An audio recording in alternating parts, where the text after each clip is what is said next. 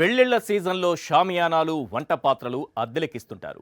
ప్రస్తుత రాజకీయాల్లో ఈ తరహాలో పార్టీని అద్దెకిచ్చే ఘనత పవన్కే దక్కుతుంది. అందుకే జనసేనను పొలిటికల్ కాంట్రాక్టు పార్టీ అనేది. టీడీపీతో పొత్తులో ఉంటే బాబు ట్రీట్మెంట్ ఎంత దారుణంగా ఉంటుందనేది అందరికీ తెలుసు. బాబు ఏ పార్టీనైనా ఏ లీడర్నైనా ఎన్నికల ముందు వాడుకుని ఎన్నికల తరువాత కరివేపాకులా తీసి పడేస్తాడని అందరికీ బాగా తెలుసు. ఈ విషయం పవన్కు ఇంకా బాగా తెలుసు. అయినా దత్త తండ్రిపై ఎందుకంత ప్రేమ అంటే సమాధానం లేదు. ప్యాకేజీ నోటిని కప్పేసిందేమో అన్న అనుమానాలు చాలా బలంగానే ఉన్నాయి. బాబుపై పవన్కు ఎంత ప్రేమంటే టీడీపీ జనసేన పొత్తు గురించి మాట్లాడితే సొంత పార్టీ నేతలపైనే కోవర్టు ముద్ర వేసేంతలా, బాబుతో తన స్నేహంపై మాట్లాడితే సొంత పార్టీ నేతలనే మెడబట్టి బయటకు గెంటేసేంతలా. ఇదంతా సరే, ఒక పార్టీతో పొత్తులో ఉన్నప్పుడు గౌరవప్రదమైన రీతిలో సీట్ల పంపకాలు జరగాలి కదా. జన సైనికులు ఆశపడుతున్నట్లుగా సీఎం సీటు షేరింగ్ ఉండాలి కదా. అలాంటి కథలేమీ ఉండవని ఇప్పటికే లోకేష్ క్లారిటీ ఇచ్చేశాడు. పైగా 150 సీట్లలో పోటీ చేసేది మేమే అంటున్నాడు. ఇదే విషయాన్ని పార్టీ అధ్యక్షుడు అచ్చెన్నాయుడు పవన్ ముందే చెప్పాడు. అయినా పవన్లో కదలిక లేదు. దానికి తోడు టీడీపీతో 10 ఏళ్ల పొత్తు అంటున్నాడు. అంటే ఇప్పటి వరకు చేసిన బానిసత్వం చాలదు, మరో 10 ఏళ్ల పాటు బాబు పల్లకి మోయాల్సిందేనని తన సైనికులకు హుకుం జారీ చేశాడు. బానిస పార్టీలో సైనికులారా వినండి, బాగా వినండి. ఇకపై సీఎం అంటూ చిరాగ్గా అరవద్దు, అస్సలు బాగోదు. ఇకపై 50-60 సీట్లలో మేం పోటీ చేస్తున్నామంటూ కేకలు పెట్టొద్దు, అసహ్యంగా ఉంటుంది. మీ బాసు బాబు ఇచ్చిందే తీసుకుంటాడు, పడేసిన సీట్లు ప్రసాదంలా ఏరుకుంటాడు. ఆ పొత్తులో ఆత్మగౌరవానికి చోటు లేదు. ఆ పొత్తులో ఆత్మాభిమానానికి ఆవగింజంత ప్లేసు కూడా లేదు. ఆ పొత్తులో డిమాండ్లకు అస్సలు తావులేదు. ఇచ్చింది ఇచ్చినట్లు పుచ్చుకోవాలి, ఓ మూలన కూర్చోవాలి, పిలిచినప్పుడు వేదికపైకి రావాలి, చెప్పిన పాత్ర పోషించాలి, వద్దంటే వెళ్ళిపోవాలి. మరో ముఖ్యమైన విషయం, ఎర్రబుక్కు లోకేశాన్ని ఎట్టి పరిస్థితుల్లో డామినేట్ చేయకూడదు. అతను వీరుడు శూరుడు అంటూ పొగడాలి. ఈ అద్దె ఒప్పందం కేవలం 5 ఏళ్లు కాదు, ఓవరాల్గా 10 ఏళ్లు. సైనికులారా వినండి, అతని అభిమానులారా చెవులు రెక్కరించి మరీ వినండి.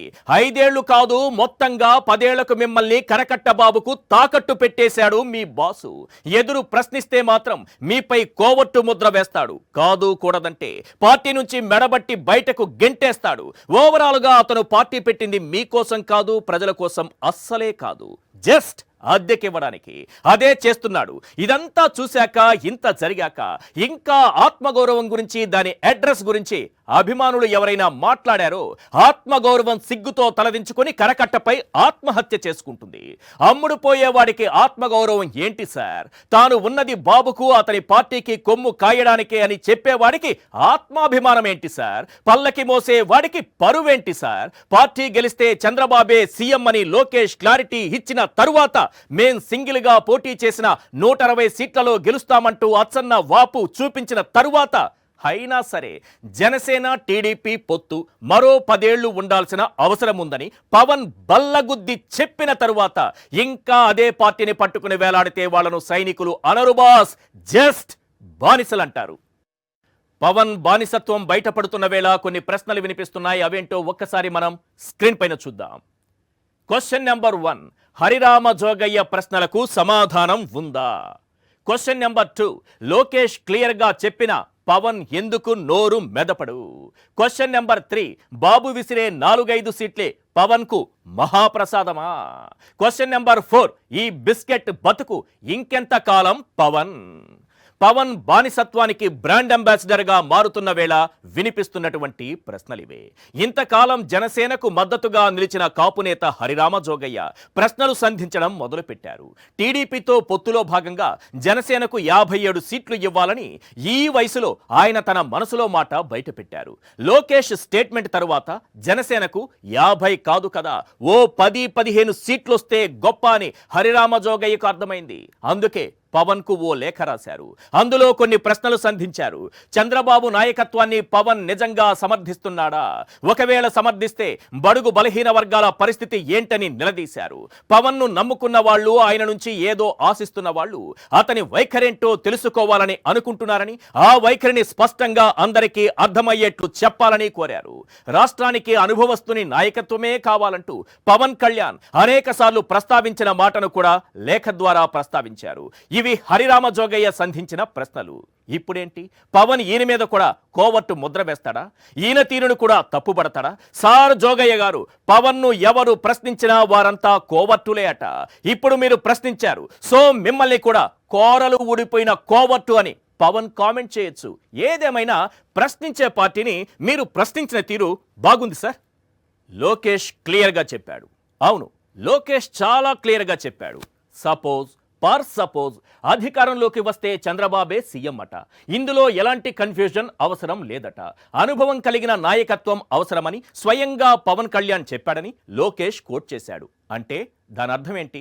పవన్ కు అనుభవం లేదనేగా, పవన్ సీఎంగా పనికిరాడు అనేగా, పవన్ పొత్తులు పెట్టుకోవడానికి విసిరేసే సీట్లు తీసుకోవడానికి తప్ప అతనికి సీఎం షేరింగ్ ఇచ్చేంత సీన్ లేదనేగా అర్థం. ఈ విషయంలో ఎలాంటి పొరపచ్చాలు లేకుండా కుండ బద్దలు కొట్టినందుకు లోకేష్ను అభినందించాలి. అసలు ఇదంతా విన్న తరువాత పవన్ ఏమనాలి? ఏం తంబి, ఏం మాట్లాడుతున్నావు? ఏం బాబుగారు, ఈ ఎర్రబుక్కు లోకేష్ మాట్లాడే పద్ధతి ఇదేనా అని నిలదీయాలి కదా. ప్రశ్నించే పార్టీకి ఓనర్ అయిన పవన్ బాబును, ఎర్రబుక్కు లోకేష్ను ప్రశ్నించాలి కదా. హబే, అవన్నీ పొలిటికల్ పార్టీ నడిపేటోళ్ళు చేస్తారు సార్.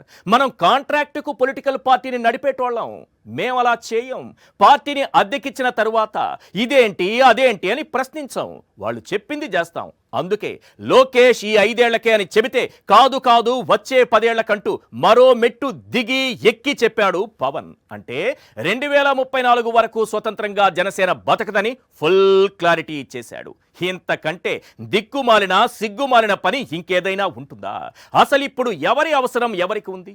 జైల్లో పొత్తు తరువాత టీడీపీకి జనసేన అవసరం చాలా ఉందని ఇతగాడే చెప్పాడు కదా. ఆ లెక్కన ఎవరు డిమాండ్ చేయాలి, ఎవరు కమాండ్ చేయాలి? ఇతగాడే కదా. కానీ ఏం చేస్తున్నాడు? ఇన్ని సీట్లు కావాలని అడగలేకపోతున్నాడు. సీఎం సీటు షేరింగ్ అడగలేకపోతున్నాడు. ఓ 10-15 సీట్లే జనసేనకు పడేస్తామని టీడీపీ నేతలంతా మూకుమ్మడిగా చెబుతున్నా వాళ్ళ కాళ్ళ దగ్గర నుంచి కదలలేకపోతున్నాడు. రెమ్యునరేషన్ ఎంత బలంగా తోగకపోతే ఇన్ని మాటలంటున్నా అంత కామ్గా ఉంటాడు. వైఎస్ఆర్సీపీ నాయకులు మహిళల్ని అవమానిస్తున్నారని యువగంగాళం ముగింపు సభలో పవన్ ఏదేదో మాట్లాడారు. గతంలో ఇదే పవన్ కళ్యాణ్, నా తల్లిని దూషించావు, నా కుటుంబాన్ని దూషించావు, లోకేష్ నిన్ను వదిలిపెట్టను అంటూ గొంతు చించుకుని గుడ్డలు చింపుకుని మాట్లాడిన మాటలు ఇంకా అందరి చెవుల్లో మారుమోగుతూనే ఉన్నాయి. అయ్యా పవన్ కళ్యాణ్ గారు, ఏదో ప్యాకేజీ కాస్త ఎక్కువ తూగిందని మాట మారిస్తే ఎట్లా? అధికార పార్టీపై దుమ్మెత్తి పోస్తే ఎట్లా? మీ తల్లి గారిని తిట్టించిన వారి ముందే వాళ్ళంతా గొప్పోళ్ళని ఒప్పుకుంటే ఎట్లా? దీనికి మీరు సమాధానం చెప్పాలి సార్. అయినా పవన్ గారు, నీ అభిమానుల ఆత్మగౌరవాన్ని ఎంతకాలం ఇలా చంద్రబాబు కాళ్ల దగ్గర తాకట్టు పెడతావు? కాపులకు రాజ్యాధికారమని పెద్ద పెద్ద డైలాగులు చెప్పి ఇప్పుడు చంద్రబాబు పల్లకి ఎందుకు మోస్తున్నాయి? పొత్తుపై మాట్లాడినా నిన్ను ఎవరు ప్రశ్నించినా వారంతా కోవట్టులేనని ఎందుకు ముద్ర వేస్తున్నావు? ప్రశ్నించడానికే పెట్టిన పార్టీలో నేతలకు కూడా ప్రశ్నించే అవకాశం లేకుండా ఎందుకు చేశావు? ఇలాంటి ప్రశ్నలకు పవన్ దగ్గర సమాధానం ఉండదు. ఎందుకంటే వాటిని ప్యాకేజీతో కప్పెట్టేశాడు కాబట్టి, బాబుకు కట్టు బానిసగా మారిపోయాడు కాబట్టి. చివరిగా ఒక్క విషయం, ఆత్మాభిమానాన్ని అమ్మకానికి పెట్టేసి, ఆత్మగౌరవాన్ని తాకట్టు పెట్టేసి, అన్నింటికీ తల వంచేసి, అందరికీ దండాలు పెట్టేసి, వేదికలపై చేతులు కలిపేసి నేను గెలుస్తాను గెలుస్తాను అని ఎంత గట్టిగా అరిచినా ఎన్నటికీ గెలుపు నీ గుమ్మం ముందుకు రాదు. వచ్చేదేంటో తెలుసా? 1000 ఏళ్ల ఓటమి. లాస్ట్ బట్ నాట్ లీస్ట్, నిజాయితీగా ఉన్నోడు నిర్భయంగా ఉంటాడు, నీతిగా బతికేవాడు నలుగురికి ఆదర్శమవుతాడు. వాడు ఎవరికి అమ్ముడు పోడు, ఆత్మగౌరవాన్ని తాకట్టు పెట్టడు, ఆత్మాభిమానాన్ని కరకట్టపై పాతి పెట్టడు, తనను నమ్మిన వారి నమ్మకాన్ని నడివీధిలో అమ్మకానికి పెట్టడు. ఇది మాత్రం గన్ షాట్.